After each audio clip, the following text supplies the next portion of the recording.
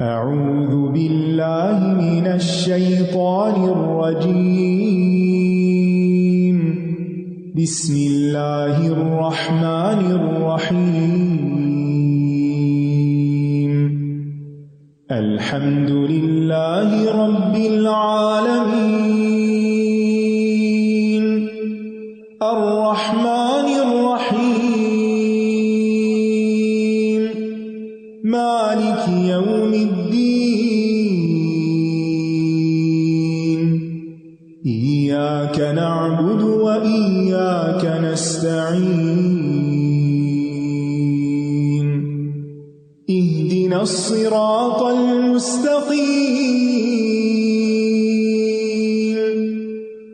صراط الذین انعمت علیہم غیر المغضوب علیہم ولا الضالین۔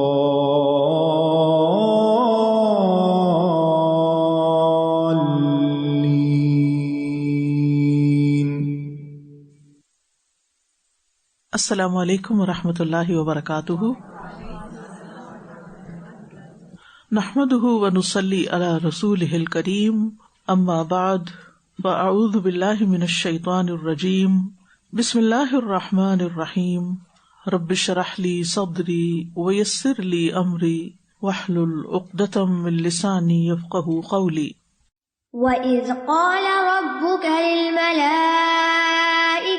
إِنِّي جَاعِلٌ فِي الْأَرْضِ خَلِيفَةً قَالُوا أَتَجْعَلُ فِيهَا مَن يُفْسِدُ فِيهَا وَيَسْفِكُ الدِّمَاءَ وَنَحْنُ نُسَبِّحُ بِحَمْدِكَ وَنُقَدِّسُ لَكَ قَالَ إِنِّي أَعْلَمُ مَا لَا تَعْلَمُونَ۔ اور جب آپ کے رب نے فرشتوں سے فرمایا کہ میں زمین میں ایک خلیفہ بنانے والا ہوں، انہوں نے کہا کیا تو اس میں ایسے کو خلیفہ بنائے گا جو اس میں فساد کرے گا اور خون بہائے گا، اور ہم تیری تعریف کے ساتھ تسبیح کرتے ہیں اور تیری پاکیزگی بیان کرتے ہیں۔ فرمایا بے شک میں جانتا ہوں جو تم نہیں جانتے۔ پچھلی آیات میں اللہ سبحانہ وتعالیٰ نے موت اور حیات کا ذکر فرمایا اور اس بات سے آگاہ فرمایا کہ وہ ذات مرنے کے بعد دوبارہ اٹھانے پر بھی قادر ہے۔ پھر اس کے بعد اللہ تعالیٰ نے کائنات کی تخلیق کا ذکر کیا اور یہ بتایا کہ اسی نے آسمان اور زمین کو بنایا ہے۔ اب ان آیات میں انسان کی تخلیق کی بات ہوگی، یعنی کائنات کی تخلیق کے بعد نوع انسانی کی تخلیق کا ذکر ہے۔ وَإِذْ قَالَ رَبُّكَ، اور جب تیرے رب نے فرمایا للملائکۃ، فرشتوں سے۔ جہاں بھی یہ اذ کا لفظ آتا ہے وہاں اذکر یعنی یاد کرو محذوف ہوتا ہے، مراد اس سے یہ ہے کہ وہ وقت یاد کرو جب یہ واقعہ پیش آیا تھا۔ قال ربک، آپ کے رب نے فرمایا، کس سے؟ للملائکۃ، فرشتوں سے۔ ملائکہ ملک کی جمع ہے اور یہ الوکا سے مشتق ہے، اس کا مطلب ہوتا ہے بھیجنا۔ ملک کو ملک اس لیے کہتے ہیں اور ملک بھی کہا جاتا ہے کہ وہ اللہ تعالی کی طرف سے بھیجا ہوا ہوتا ہے۔ یہ جن اور انس کے عالم کے علاوہ ایک اور عالم ہے، وہ رب العالمین کی بات ہوئی تھی نا، تو یہ بھی ذی روح مخلوق ہے، ایک غیبی جہان سے تعلق رکھنے والی مخلوق ہے۔ اللہ تعالیٰ نے ان کو نور سے پیدا کیا اور ان کو مختلف ذمہ داریاں سونپی ہیں، کچھ وحی کے ساتھ مقرر ہیں جیسے جبریل علیہ السلام، کچھ بارش اور نباتات کے ساتھ جیسے میکائیل علیہ السلام، کچھ انسانوں کی روحیں قبض کرنے کے ساتھ جیسے ملک الموت، کچھ ہواؤں پر مقرر ہیں، بادلوں پر، کچھ اعمال لکھنے پر، کچھ جنت پر مقرر ہیں، وہاں کچھ کام کر رہے ہیں، کچھ جہنم پر کام کرنے والے ہیں۔ تو بہرحال یہ اللہ اور رسولوں کے درمیان ایک رابطے کا ذریعہ ہے، اسی لیے ان کو مرسل کہا گیا، اسی لیے ان کے نام کے اندر یعنی ملک، اور ویسے بھی اللہ تعالیٰ کی طرف سے مختلف کاموں پر مقرر ہیں، بھیجے جاتے ہیں۔ اور فرشتے جو ہیں یہ اس اعتبار سے انسانوں سے مختلف ہیں کہ ان کے اندر قوت بھی زیادہ ہے، ان کی تعداد بھی بہت زیادہ ہے، ہمیں تو ان کی تعداد معلوم بھی نہیں، لیکن اس سے اندازہ لگائیں کہ آسمان پر ایک 4 انگلی جگہ بھی نہیں جہاں کوئی نہ کوئی فرشتہ یا سجدے میں یا رکوع میں یا قیام میں نہ ہو، اور آسمان آپ کو معلوم ہے زمین کے مقابلے میں کتنے بڑے ہیں. خوبصورت بھی بہت ہیں، ان کی قوت بھی بہت زیادہ ہے، اور ان کے اندر اخلاقی صفات بھی بہت ہیں، جن میں خاص طور پر یہ کہ یہ کبھی گناہ نہیں کرتے، کبھی اللہ سبحانہ تعالیٰ کا کوئی حکم ٹالتے نہیں، ہر بات مانتے ہیں، اور ہر وقت تسبیح کرتے رہتے ہیں اپنے کاموں کے ساتھ، جیسا کہ آگے اسی رکوع میں آئے گا. تو انی جاعل فی الارض خلیفہ، کہ میں زمین میں ایک خلیفہ بنانے والا ہوں. جاعل جعل سے ہے، جس کے دو مطلب ہوتے ہیں قرآن میں. ایک مطلب ہوتا ہے خلق، پیدا کرنا، اور دوسرا مطلب ہے ہونا یا کرنا، سیرہ کے معنوں میں. اگر ایک مفعول ہو جعل کا تو اس کا مطلب ہوتا ہے خلق، اور جب دو مفعول ہوں تو پھر معنی ہوتا ہے سیرہ، یعنی کرنے کے معنوں میں، کرنے والا ہوں. تو اللہ تعالیٰ نے فرشتوں کو خبر دی کیا کہ میں زمین میں ایک انسان کو بنانے والا ہوں. یہاں آدم علیہ السلام کو خلیفہ کہا گیا، اور وہ پھر تمام انسانوں کو ریپرزینٹ کرتے ہیں، تو یہ خلافت تمام نوع انسانی کے لیے ہے. خلیفہ کا لفظ جو ہے یہ خلافت سے ہے، جس کا مطلب ہوتا ہے نیابت. جیسے ایک شخص کے بعد دوسرا شخص اس کا نائب ہوتا ہے. مثلاً جب آپ صلی اللہ علیہ وسلم تبوک کے لیے گئے تو آپ نے مدینہ میں حضرت علی رضی اللہ عنہ کو اپنا خلیفہ بنایا. تو انی جاعل فی الارض خلیفہ، تو اس کے کئی معنی بیان کیے جاتے ہیں، جن میں سے ایک ہے کہ یہ اللہ کے لیے خلیفہ ہوگا. مراد اس سے یہ کہ جو اللہ تعالیٰ کے احکامات کو زمین پر نافذ کرے گا، جیسے داؤد علیہ السلام کے بارے میں آتا ہے کہ یا داؤد انا جعلناک خلیفۃ فی الارض، وہ بادشاہ تھے، اللہ تعالیٰ کے احکامات زمین پر نافذ کرتے تھے. دوسرا معنی ہے پچھلے لوگوں کا جانشین. انسان سے پہلے زمین پر جنات تھے، تو جنات جو تھے وہ یعنی انسانوں سے پہلے مکلف مخلوق تھے، اور انسانوں نے ان کے بعد زمین کی باغ ڈور سنبھالی، تو وہ جنات کے بعد آنے والے. خلیفہ کا لفظ خلیف سے ہے، اور خلیف خلف سے، اور خلف کا مطلب ہوتا ہے پیچھے آنے والا، یعنی جنات کے پیچھے آنے والے. جہاں تک اس بات کا تعلق ہے کہ انسان اللہ کا خلیفہ ہے، تو یہ بات درست نہیں، کیونکہ اللہ تعالیٰ کہیں جانے والے نہیں. یعنی خلیف ہوتا ہے پیچھے آنے والا، بعد میں آنے والا. یعنی خلیفہ اس معنی میں تو اللہ کا کوئی ہو سکتا ہے کہ اللہ کا حکم نافذ کرے، لیکن جانشین کے معنوں میں نہیں. اللہ کا جانشین انسان نہیں ہو سکتا. اور یہاں پر یہ بات یاد رکھیے کہ صرف آدم علیہ السلام خلیفہ نہیں ہے، بلکہ تمام بنی نوع انسان جو ہے وہ زمین پر اللہ کی طرف سے کچھ حکم یا کچھ ذمہ داریاں دے کر بھیجی گئی ہے، جن کو انہیں پورا کرنا ہے. اور اس میں انسانوں کا امتحان ہے. کیا امتحان ہے کہ انسان کرتا کیا ہے. اللہ نے تو آنر بخش دیا، اب انسان کے اوپر ہے کہ وہ اس زمین میں کیا کرتا ہے. اور پھر خلیفہ اس معنی میں بھی کہ انسانوں کی ایک جنریشن چلی جاتی ہے تو دوسری آتی ہے، دوسری کے بعد تیسری آتی ہے. مثلا ہمارے دادا کی جنریشن چلی گئی تو پھر ہمارے والد کی، اور والد کے بعد اب ہماری، اور پھر ہمارے بعد ہمارے بچوں کی. تو یعنی ایک جنریشن کے بعد ایک پیچھے آ رہے ہیں یعنی زمین پر. بہرحال اللہ سبحانہ تعالیٰ نے اپنے ارادے کو فرشتوں پر پیش کیا، ملائکہ پر. قالوا، انہوں نے کہا، اتجعل فیہا من یفسد فیہا ویسفک الدماء، انہوں نے کہا کہ کیا آپ زمین میں اس کو بنائیں گے جو اس میں فساد کرے گا اور خون بہائے گا. فساد کا معنی پیچھے آپ پڑھ چکے ہیں، یعنی نافرمانی اور گناہ کے ذریعے زمین کے نظام کو بگاڑنا. اب فرشتوں کی یہ بات اللہ تعالیٰ پر اعتراض نہیں تھی، اور نہ ہی کوئی بنو آدم سے ان کو حسد تھا، کیونکہ ان کے اندر برے جذبات نہیں پائے جاتے، بلکہ ان کا سوال انسان کی پیدائش کی حکمت معلوم کرنے کے لیے تھا، بات کو سمجھنے کے لیے تھا. اور ان کا یہ مطلب بھی نہیں تھا کہ آدم علیہ السلام زمین میں فساد کریں گے. مراد ان کی ذریت ہے، اولاد ہے کہ جو ان کے بعد آئیں گے. اب سوال یہ پیدا ہوتا ہے کہ فرشتوں کو انسان کا زمین میں فساد کرنا کیسے پتا چلا؟ کوئی غیب کا علم جانتے تھے؟ تو اس کے بارے میں علماء ایک وجہ یہ بتاتے ہیں کہ ان کو یہ بات لوح محفوظ سے پتا چلی کہ جو ایک انسانی نسل آئے گی وہ زمین میں کیا کچھ کرے گی. دوسری بات یہ کہ انہوں نے پچھلی ہسٹری سے دلیل لی، یعنی انسانوں سے پہلے زمین پر جو جنات تھے انہوں نے زمین میں بہت فساد کیا تھا. اور تیسرا یہ کہ انہوں نے خلیفہ کے لفظ سے یہ بات سمجھ لی کہ خلیفہ جھگڑے ختم کرنے کے لیے ہوتا ہے، لوگوں کے درمیان انصاف اور عدل قائم کرتا ہے. تو انہوں نے اندازہ کر لیا، گیس کر لیا کہ زمین پر جھگڑے اور فساد ہوں گے، تو پھر انسانوں میں سے ہی کچھ اس کی اصلاح کریں گے. وَنَحْنُ نُسَبِّحُ بِحَمْدِكَ وَنُقَدِّسُ لَكَ، اور ہم آپ کی حمد کے ساتھ آپ کی تسبیح بیان کرتے ہیں اور آپ کی پاکی بیان کرتے ہیں. تسبیح کا معنی ہوتا ہے پاک قرار دینا. یہ جو ہم کہتے ہیں نا سبحان اللہ، اس کا مطلب کیا ہے؟ اللہ پاک ہے، یعنی ہر طرح کے نقص سے پاک ہے، اس کے کمال یا پرفیکشن میں کسی قسم کی کوئی کمی ہی نہیں، یعنی ایبسولوٹلی پرفیکٹ. اور تیسرا یہ کہ وہ مخلوق کی مماثلت سے پاک ہے، کہ مخلوق میں سے کسی جیسا نہیں، لیسا کمثلہ شیء. مطلب یہ ہے نسبح بحمدک کہ ہم ایسی پاکیزگی اور تسبیح بیان کرتے ہیں جس کے ساتھ حمد بھی ملی ہوئی ہے، یعنی صرف آپ کو نقص سے پاک نہیں قرار دیتے بلکہ اس کے ساتھ ساتھ آپ کی تعریف بھی کرتے ہیں، یعنی آپ کے کمال کو ثابت بھی کرتے ہیں. اور صرف اتنا ہی نہیں، وَنُقَدِّسُ لَكَ، مزید یہ کہ ہم آپ کو پاک قرار دیتے ہیں. اب یہ تسبیح سے بھی آگے کی درجے کی چیز ہے. تقدیس کا معنی ہوتا ہے کسی چیز سے بری قرار دینا، خالی کرنا. یہ تطہیر سے بھی ایک درجہ آگے ہے، یعنی پاک کرنے سے بھی.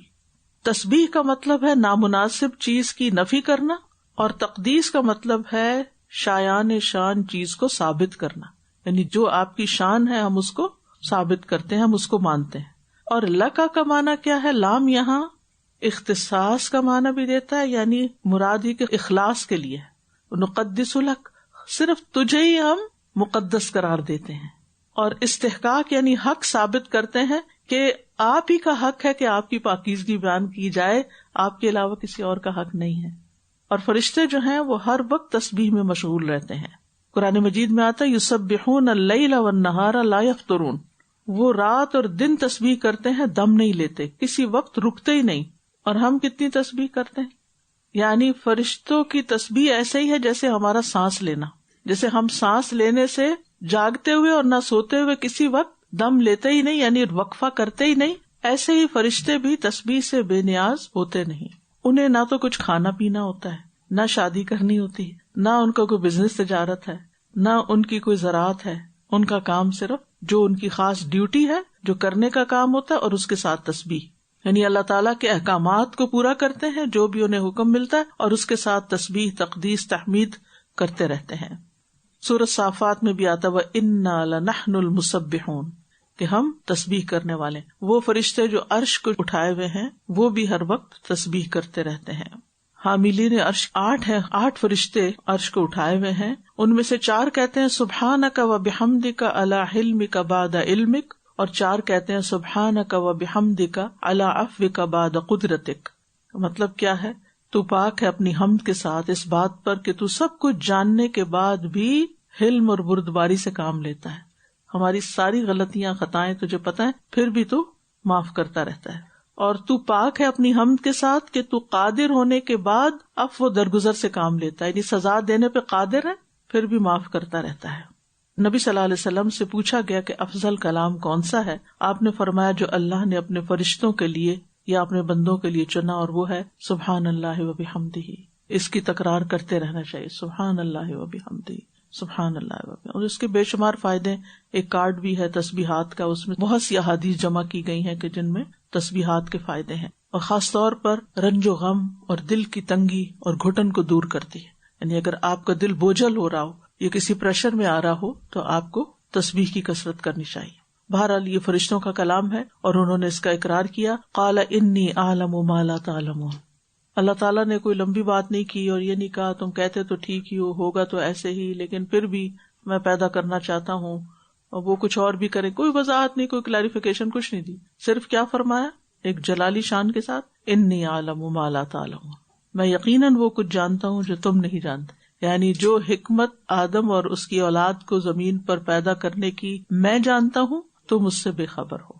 یعنی اس میں صرف فساد کرنے والے اور خون بہانے والے ہی نہیں ہوں گے، بلکہ انبیاء، صدیقین، شہداء اور صالحین بھی ہوں گے. تو اس آیت سے پتہ چلتا ہے کہ اللہ سبحانہ وتعالی فرشتوں سے باقاعدہ کلام کرتے ہیں، انہیں احکامات بھی دیتے ہیں، اور یہاں تو باقاعدہ ان سے سوال جواب ہوئے ہیں. پھر اسی طرح آدم علیہ السلام کا یہ واقعہ نبی صلی اللہ علیہ وسلم کو معلوم نہیں تھا، لیکن آپ نے ہمیں قرآن کے ذریعے یہ سارا واقعہ بتایا. اس سے یہ پتہ چلتا ہے کہ آپ اللہ کے رسول تھے اور آپ پر وحی آتی تھی. پھر یہ بھی یاد رکھیے کہ فرشتوں پر ایمان لانا ارکان ایمان میں سے ہے. اللہ تعالیٰ نے اپنے ذکر کے بعد فرشتوں کا ذکر بھی کیا ہے. آمنت باللہ و ملائکتہ، یعنی پہلے اللہ کا ذکر اور پھر ساتھ ہی فرشتوں کا ذکر، کیونکہ وہ غیبی دنیا سے تعلق رکھتے ہیں اور ہمارا ان پر ایمان لانا ضروری ہے. پھر اسی طرح یہ ہے کہ زمین کے انتظام کے لیے انسان کو اختیار دیا گیا خلیفہ کا لفظ کہہ کے، کیونکہ خلیفہ کے پاس کیا ہوتا ہے؟ اختیار. تو یہ جو لوگ کہتے ہیں نا تقدیر لکھی ہوئی ہے اور ہمارے پاس تو کوئی اختیار ہی نہیں، تو جو ہونا ہے بس وہی ہو جانا ہے، ہم تو مجبور ہیں. تو ہم مجبور نہیں ہیں. کیا خلیفہ مجبور ہوتا ہے؟ خلیفہ کیا ہوتا ہے؟ با اختیار ہوتا ہے. تو اس سے یہ پتا چلتا ہے کہ ہمیں چوائس دی گئی ہے، اختیار دیا گیا ہے. پھر اسی طرح خلیفہ جو ہوتا ہے وہ امیر بھی ہوتا ہے، یعنی وہ لیڈ بھی کرتا ہے اور معاملات کا انتظام بھی سنبھالتا ہے. تو زمین کے معاملات کا انتظام بھی انسان کے سپرد کیا گیا، زمین کو آباد کرنے کا، زمین کو بسانے کا اور زمین پر بہت سے کام کرنے کا. اور پھر آپ دیکھیے کہ فساد اور خون بہانے کی مذمت ہے ہمارے دین میں، اور فرشتے انسانوں کے فساد اور خون بہانے کو ناپسند کرتے ہیں کیونکہ وہ خود بہت اطاعت گزار ہے نا.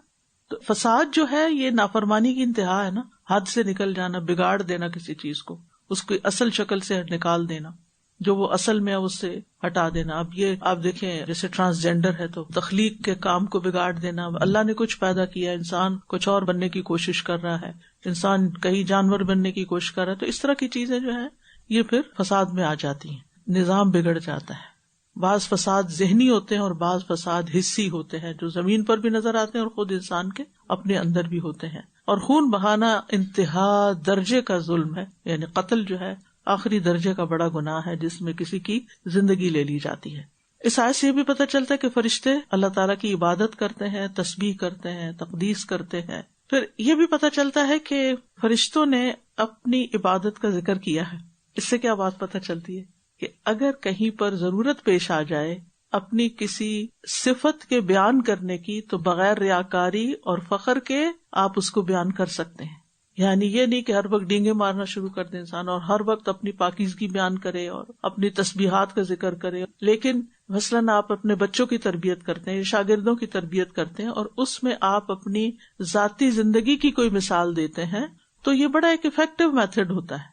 مثلاً آپ اگر اپنے بچے کو بتاتے ہیں کہ میں نے 10 سال کی عمر میں یہ کام کر لیا تھا تو وہ فوراً کیا کرے گا؟ کمپیئر کرے گا، میں 10 سال کا ہو چکا ہوں، میں نے کیا ابھی تک کہ نہیں کیا.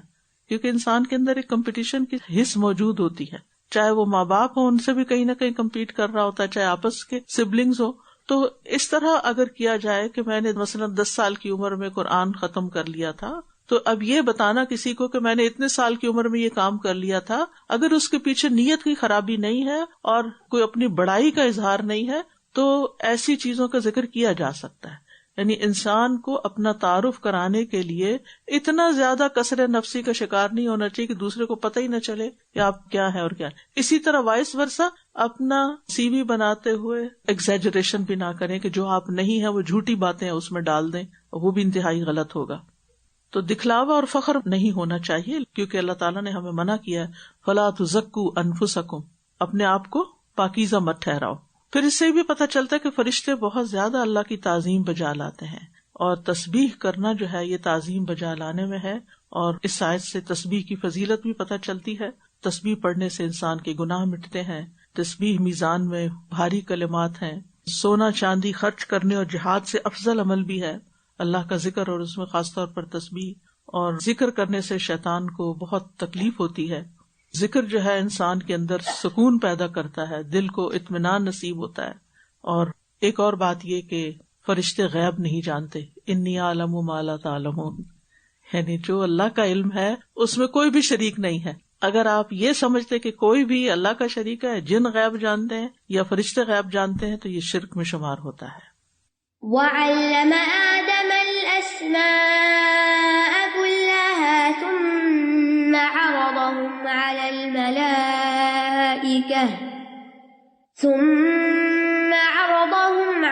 الْمَلَائِكَةِ فَقَالَ أَنبِئُونِي بِأَسْمَاءِ هَؤُلَاءِ إِن كُنتُمْ صَادِقِينَ. اور اس نے آدم کو سب کے سب نام سکھا دیے، پھر انہیں فرشتوں کے سامنے پیش کیا اور فرمایا اگر تم سچے ہو تو مجھے ان سب کے نام بتاؤ۔ اس آیت میں اللہ تعالیٰ نے آدم علیہ السلام کی فرشتوں پر فضیلت کا ذکر کیا ہے کہ اللہ تعالیٰ نے انہیں اس خصوصیت سے نوازا جو فرشتوں کے اندر نہیں تھی، اور وہ کیا تھی کہ تمام چیزوں کے نام سکھا دیے جو فرشتوں کو معلوم نہیں تھے۔ اس کا مقصد کیا تھا؟ وہ یہ کہ فرشتوں پر خلیفہ کے پیدا کرنے کی مصلحت اور حکمت ظاہر ہو جائے، اور انہیں یہ پتہ چل جائے کہ آدم کو یہ فضیلت علم کی بنا پر حاصل ہوئی ہے۔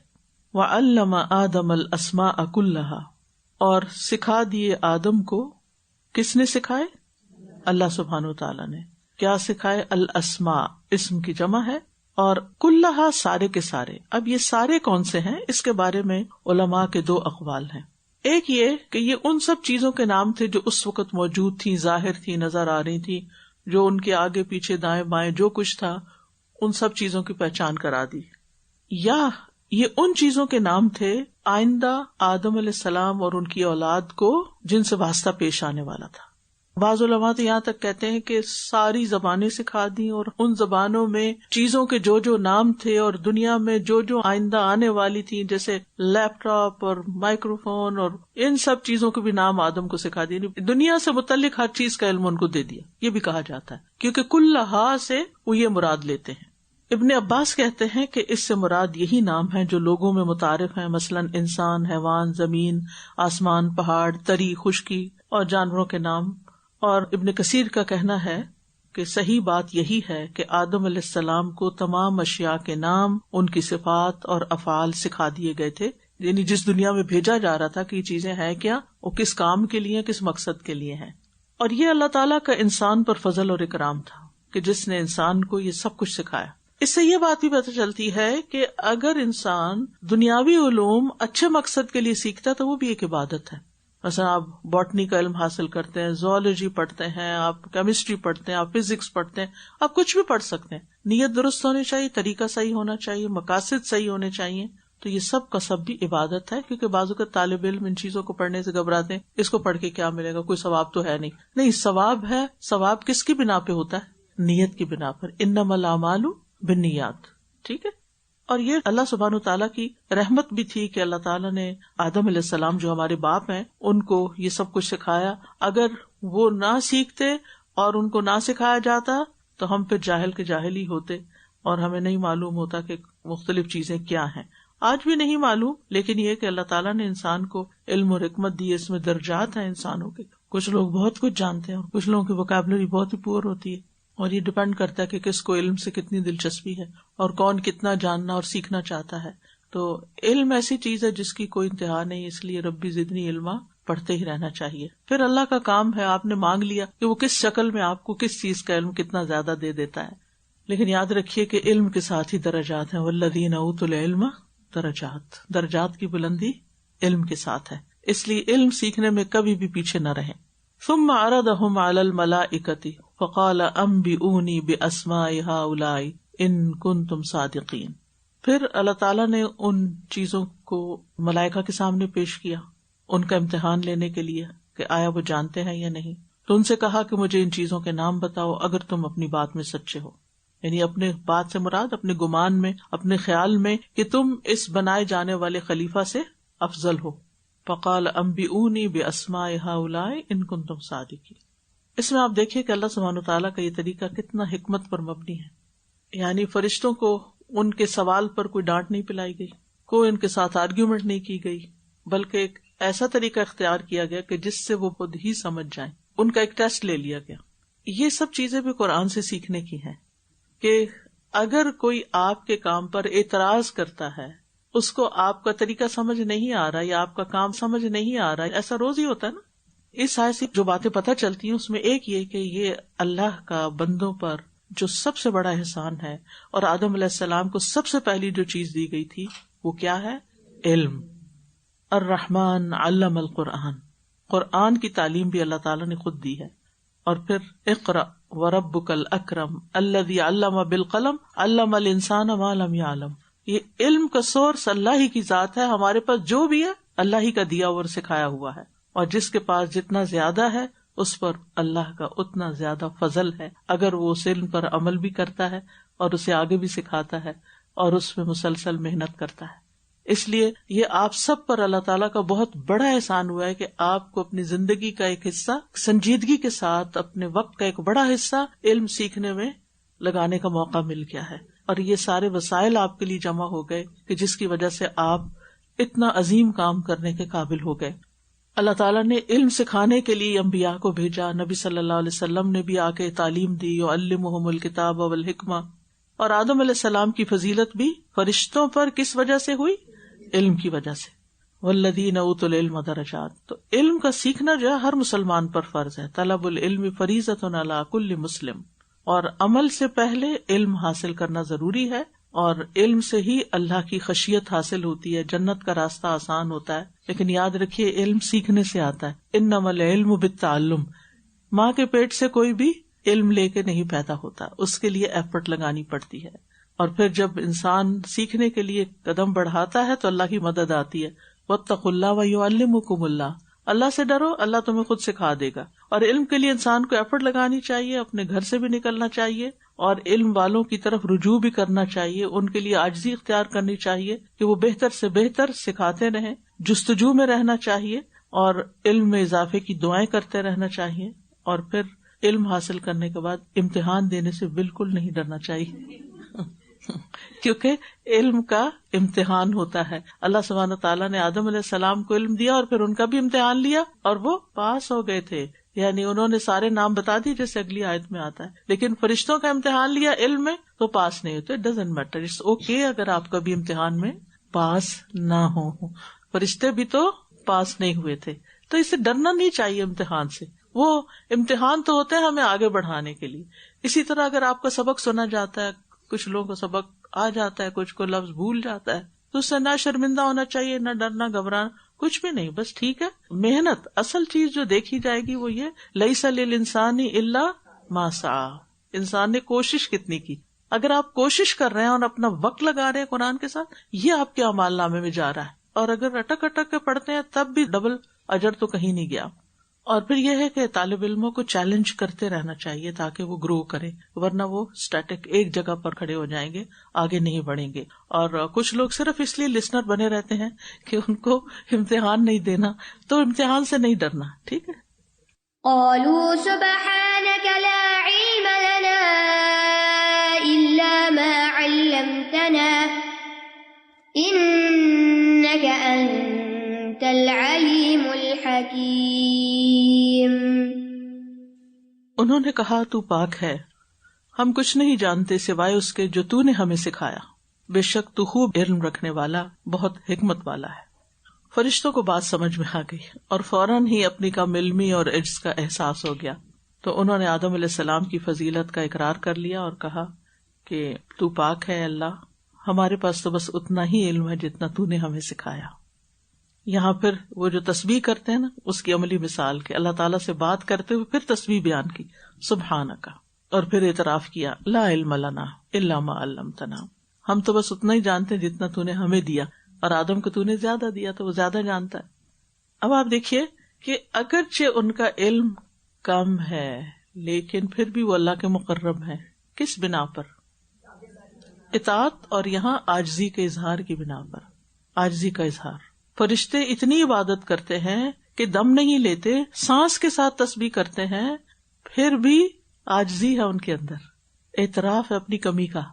اور ہم تھوڑا سا کوئی کام کر لیں تو اپنے آپ کو بڑی چیز سمجھنے لگتے ہیں. اس سے باہر نکلنا چاہیے ہمیں. اور پھر آپ دیکھیے فرشتے کس طرح ادب سے بات کرتے ہیں. سبحانک، ہم تیری تسبیح بیان کرتے ہیں. انک انت العلیم الحکیم، بے شک آپ ہی بہت جاننے والے، بہت حکمت والے ہیں. العلیم اور الحکیم دونوں اللہ تعالیٰ کے نام ہیں. العلیم اس ہستی کو کہا جاتا ہے جس نے اپنے علم کے ذریعے ہر چیز کا احاطہ کر رکھا ہو. خوب علم یعنی ہر چیز کو گھیرے میں لیا ہوا. ولا یحیطون بشیء من علمہ الا بما شاء. تو ہر چیز کا کامل علم کس کے پاس ہے؟ اللہ کے پاس. ماضی، حال، مستقبل، سب کچھ اس کے علم میں. ذرے برابر بھی کوئی چیز زمین اور آسمان میں ایسی نہیں جو اس سے چھپی ہوئی ہو. اور الحکیم اس ہستی کو کہتے ہیں جو کامل حکمت کی مالک ہو اور کوئی مخلوق اس کی حکمت سے باہر نہ ہو. تو اللہ تعالیٰ کا ہر کام، ہر فیصلہ، ہر تقدیر، شریعت کا ہر حکم حکمت پر مبنی ہے. تو اس آیت سے جو باتیں ہم سیکھتے ہیں ان میں سے پہلی بات یہ کہ فرشتوں کا صرف انہی چیزوں کا علم ہے جو اللہ نے انہیں سکھایا. جو بادلوں پر اور پانی پہ فرشتہ مقرر ہے وہ اپنے فیلڈ کو ہی جانتا ہے، اور جو جان نکالنے پر ہے تو وہ اپنا ہی کام جانتا ہے. کل فی فلک یسبحون، ہر ایک اپنے اپنے فیلڈ کا ماسٹر ہے، ہر چیز نہیں جانتے. اور فرشتے بھی غیب کا علم نہیں جانتے. اور فرشتوں کے اندر عاجزی بھی ہے، اور جس بات کا انہیں علم نہیں تھا انہوں نے گیس کر کے اور غلط طریقہ اختیار کر کے اپنے علم کو ثابت کرنے کی کوشش نہیں کی. بہت بڑا سبق ہے اس میں کہ انسان کو وہ بات ہرگز نہیں کرنی چاہیے جس کا اسے علم نہ ہو، چاہے دین میں ہو چاہے دنیا میں ہو. کسی انسان کے بارے میں کوئی آپ سے پوچھے آپ فلاں کو جانتے ہیں، تو یہ نہیں کہ اپنا علم جھاڑنے کے لیے اور ثابت کرنے کے لیے کوئی آپ جھوٹ گڑھ لیں، کوئی امیجنیشن سے کام لیں. ہاں میں اس کو جانتی ہوں، وہ فلاں نہیں، سمپل کہیں مجھے معلوم نہیں، I am sorry I don't know. یعنی میں آپ کی مدد نہیں کر سکتی اگر آپ اس کے بارے میں معلومات کر رہے ہیں تو میں نہیں جانتی. زندگی کے ہر فیلڈ کے بارے میں، یعنی لوگوں کو آپ علم کی بنا پر ہی مشورہ دیں، علم کی بنا پر فتویٰ دیں. فتویٰ تو خیر نہیں دیتے، لیکن فتویٰ سے مراد ہوتا ہے جواب کسی سائل کا. اور کسی نے آپ سے کوئی سوال پوچھا ہے اور آپ کو نہیں آتا، کہ سبحانک لا علم لنا الا ما علمتنا، ہمیں نہیں معلوم. امام مالک کے پاس مغرب سے یعنی موراکو کی طرف سے بہت دور سے ایک طالب علم آیا اور اس نے آپ کی بہت تعریف سن رکھی تھی کہ آپ بہت بڑے امام ہیں اور بہت بڑے اسکالر. تو ان سے ایک دفعہ ایک سوال پوچھا تو انہوں نے کہا کہ لا ادری، نہیں آتا جواب. پھر دوسرا، تو وہ پریشان ہو گیا. انہوں نے کہا میں واپس جا کے کیا بتاؤں گا؟ انہیں کہا جا کے کہنا کہ مالک کو نہیں پتا، وہ نہیں جانتا. جتنے بڑے بڑے علماء ہیں انہیں کسی بھی مسئلے کے بارے میں اپنی لا علمی اور اپنی کم علمی کا اعتراف کرنے میں کبھی مشکل نہیں ہوئی کہ میں یہ نہیں جانتا، مجھے اس کا نہیں معلوم. یعنی بعض اوقات آپ کو حرج محسوس ہوتا ہے، شرمندگی محسوس ہوتی ہے. لوگ کہیں گے اتنے سالوں سے پڑھا رہی ہیں، ایک اتنا چھوٹا سا لفظ بھی نہیں پتا، وہ کیا پڑھا رہی ہیں؟ جو آتا وہی پڑھا رہے ہیں، بس جو نہیں آتا وہ نہیں پڑھا رہے. تو اس لیے اگر آپ سے بھی کوئی پوچھے تو آپ کو ڈرنے کی ضرورت نہیں، آپ فوراً کہیں مجھے صرف اتنا معلوم ہے، اس سے آگے میں نہیں جانتی. چاہے کسی انسان کے بارے میں ہو، چاہے کوئی فقہی مسئلہ ہو، چاہے کوئی سیاست پہ بات ہو، یا کوئی ریسیپی ہو، یا کوئی بھی چیز، یعنی دین کی بات ہو یا دنیا کی بات، دونوں میں یہی اصول رکھیں، جو نہیں پتا وہ نہیں پتا. یا آپ یہ کہہ سکتے ہیں کہ لیٹ می چیک، میں معلوم کرتی ہوں، اور پھر اس بہانے آپ بھی اپنے علم میں اضافہ کر لیں، اللہ سے مدد مانگے. قرآن مجید میں آتا ہے وَلَا تَقْفُ مَا لَيْسَ لَكَ بِهِ عِلْمٌ إِنَّ السَّمْعَ وَالْبَصَرَ وَالْفُؤَادَ كُلُّ أُولَئِكَ كَانَ عَنْهُ مسئولا.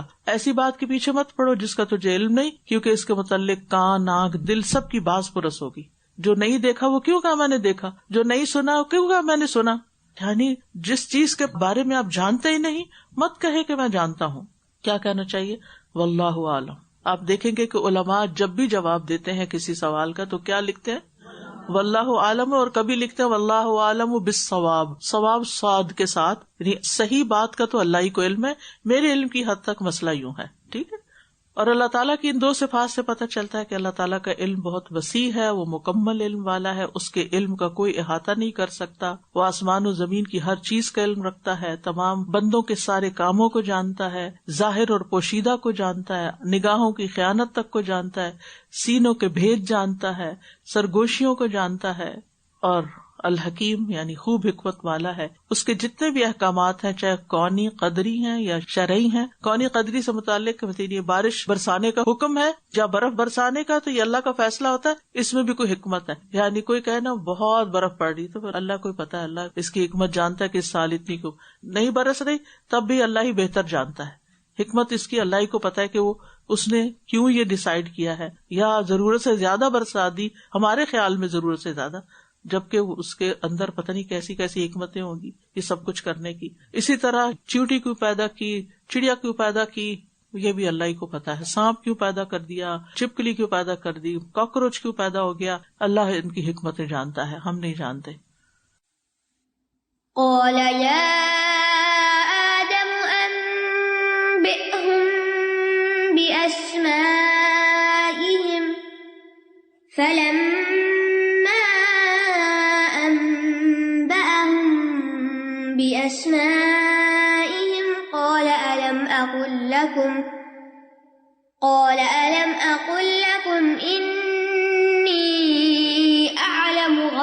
السماوات والأرض إني أعلم غيب السماوات والأرض وأعلم ما تبدون وما كنتم تكتمون. فرمایا اے آدم انہیں ان کے نام بتاؤ. پھر جب اس نے انہیں ان سب کے نام بتا دیے تو فرمایا کیا میں نے تمہیں کہا نہ تھا کہ بے شک میں آسمانوں اور زمین کے غیب جانتا ہوں اور میں جانتا ہوں جو کچھ تم ظاہر کرتے ہو اور جو تم چھپاتے تھے. آیت کا مطلب یہ ہے کہ اللہ تعالیٰ نے آدم علیہ السلام کو حکم دیا کہ تم فرشتوں کو ان تمام چیزوں کے نام بتاؤ. تو آدم علیہ السلام نے ان تمام چیزوں کے نام جو بہت سارے تھے فر بتا دیے, کوئی غلطی نہیں کی. تو فرشتے آدم علیہ السلام کے علم اور فضل کے قائل ہو گئے. عمل بولتا ہے نا, زبانی دعووں کا فائدہ نہیں ہوتا. اور وہ دیکھ کے حیران ہو گئے کہ آدم کے پاس اتنا علم ہے. تو اس وقت اللہ تعالیٰ نے فرشتوں سے فرمایا کہ میں نے تو تمہیں پہلے ہی بتا دیا تھا کہ میں آسمانوں اور زمین کی تمام پوشیدہ چیزوں کو جانتا ہوں اور جو تم ظاہر کرتے ہو اور جو تم چھپاتے ہو اس کو بھی خوب جانتا ہوں. قال یا آدم انبئہم باسمائہم فلما انبأہم باسمائہم. فرمایا اے آدم ان کو ان سب چیزوں کے نام بتا دو, کیونکہ اللہ تعالیٰ نے یہ ارادہ کر لیا تھا کہ فرشتے یہ جان لیں کہ آدم کے پیدا کیے جانے کی ایک حکمت ہے اور اس کے کچھ مقاصد ہیں. یعنی اللہ تعالیٰ نے ایسے ہی نہیں ہیپیزٹ دنیا بنا دی اور ہمیں یوں ہی ایسے بے مقصد بھیج دیا, بے فائدہ بھیج دیا اور ہم بس یہاں جانوروں کی طرح رہیں اور چلے جائیں. نہیں, اس سب کے پیچھے اللہ سبحانہ تعالیٰ کی کچھ حکمتیں ہیں. کچھ ہمیں سمجھ میں آتی ہیں اور کچھ نہیں بھی آتی, لیکن یہ سب کچھ ایسے ہی نہیں بنایا گیا, بیکار نہیں ہے. قال الم اقل لکم انی اعلم غیب السماوات والارض. غیب کیا ہے؟ یؤمنون بالغیب, جو چیز آنکھوں سے اوجھل ہے, جس کا ہم مشاہدہ نہ کر سکتے ہوں, جو ہماری حس سے احساس سے غائب ہے. تو اللہ تعالیٰ نے اپنے علم کی تاکید کے ساتھ وضاحت کر دی. قال انی اعلم ما لا تعلمون. فرشتوں کو اچھی طرح قائل کر دیا اور وہ قائل بھی ہو گئے. یعنی قال الم اقل لکم, کیا میں نے پہلے ہی نہیں کہا تھا تم سے, وَأَعْلَمُ مَا تُبْدُونَ وَمَا كُنْتُمْ تَكْتُمُونَ, اور میں جانتا ہوں جو تم ظاہر کرتے ہو اور جو تم چھپاتے تھے. ابن عباس کہتے ہیں اللہ تعالیٰ فرماتے ہیں کہ میں مخفی چیزوں کو بھی اسی طرح جانتا ہوں جس طرح ظاہری چیزوں کو جانتا ہوں, اور مجھے اس کبر اور غرور کا بھی علم ہے جسے ابلیس نے اپنے دل میں چھپایا ہوا تھا. فرشتوں نے نہیں, یہاں اشارہ ابلیس کی طرف ہے. آپ کہیں گے کہ پھر جمع کا صیغہ کیوں آیا ہے؟ یعنی اگر ایک کے دل میں کبر غرور تھا جو اللہ نے یہاں ایکسپوز کرنا تھا, یہ بھی ایک حکمت تھی کیونکہ آگے سجدہ کروایا جائے گا آدم کو. تو بعض اوقات ایسا ہوتا ہے کہ ایک شخص کوئی کام کرتا ہے لیکن جماعت کو مخاطب کیا جاتا ہے, یہ زبان کے کام اسلوب ہے. تو اس آیت سے یہ پتہ چلتا ہے کہ آدم علیہ السلام نے جب حکم سنا انبئہم باسمائہم تو فوراً حکم کی تعمیل کی. انہوں نے اللہ تعالیٰ کی بات مان کے فرشتوں کو نام بتا دیے. اس سے کیا سبق سیکھنے کو ملتا ہے کہ جب اللہ تعالیٰ کا حکم آئے تو پھر مان لینا چاہیے بغیر اس کی وجہ پوچھے. انہوں نے یہ نہیں کہا کہ اچھا کیوں, ان کو بتانے کی کیا ضرورت ہے. نہیں, حکم آیا مان لیا, یہی اطاعت, یہی عبادت. پھر اسی طرح یہ ہے کہ فرشتوں کے بھی کچھ ارادے ہوتے ہیں, فرشتے بھی کچھ چیزیں اپنے دل میں رکھتے ہیں اور فرشتے بھی دل و دماغ رکھتے ہیں. اعلم ما تبدون, جو تم ظاہر کرتے ہو, جو تم نے بات ظاہر کر دی اور جو تمہارے دل میں ہوتا ہے وہ بھی میں جانتا ہوں, کیونکہ اللہ تعالیٰ غیب کا علم رکھتے ہیں.